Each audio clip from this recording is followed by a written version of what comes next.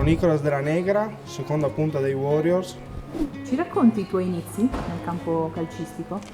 Io ho iniziato nelle giovanili del Chiavris, che è a Paderno, e diciamo che ho iniziato come prima punta e pian piano ho iniziato a spostarmi come seconda o trequartista.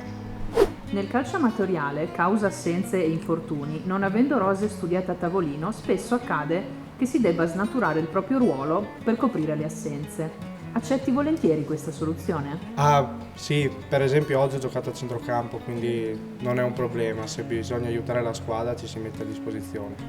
C'è un avversario in campo amatoriale che ti ha dato parecchio filo da torcere? Diciamo che quest'anno non ho giocato molto, quindi posso dire qualcuno della nostra squadra.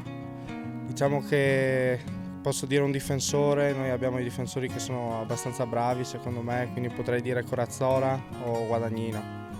Se dovessi fare una scommessa con te stesso, cosa scommetteresti sul tuo futuro amatoriale?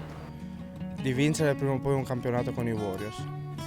Sei in una finale, hai la possibilità di siglare il gol vittoria o farlo segnare al tuo compagno che lotta per la classifica cannonieri. Cosa fai? Lascio la palla al compagno.